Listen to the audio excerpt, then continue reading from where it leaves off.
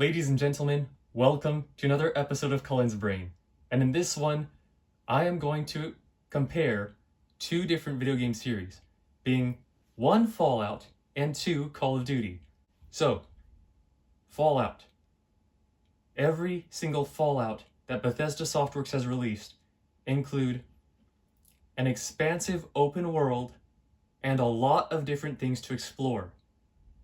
Now, with these advantages over Call of Duty with linear campaigns, how is it that Fallout to date has only sold about 55 million copies, while Call of Duty's in total have sold upwards of 150 million copies? I investigate to answer this question within the course of this video. And I begin by analyzing Fallout in particular. It is set in the post-war era, had it continued decades past the end of World War II, and not just 1950s and 1960s, but perhaps like 100 years later, and beyond. And it focuses on one culture, and hyper-focuses, I might add. The Red Scare, and then the world after the nuclear bombs, so bare. And it's anti-communism, pro-America, and there are people who feel uncomfortable with that.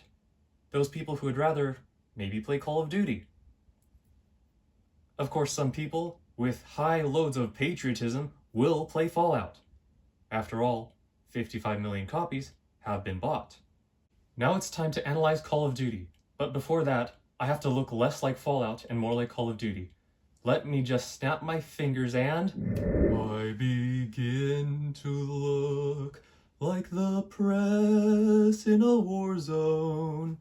Wait, I'm not supposed to be singing like Gene Martin or Frank Sinatra in this. This is Call of Duty, bitches. Anyways, everyone, I'm here to represent Call of Duty and why it has been performing better than Fallout, at least in my opinion. So, it's taken place, or it's been set in more than just the post-war era. Of course, there was the post-war era for Call of Duty Black Ops because it was Vietnam and it was the Bay of Pigs, but other titles have been set in modern warfare, the Persian Gulf War being the latest one, and World War II. That means it appeals to more people from more places. And why? Because some of that World War II had to be set in Japan and Europe. And Bravo 6 is part European, part British. That means this series of games, made by Infinity Ward and Treyarch, have appealed to more people than Fallout.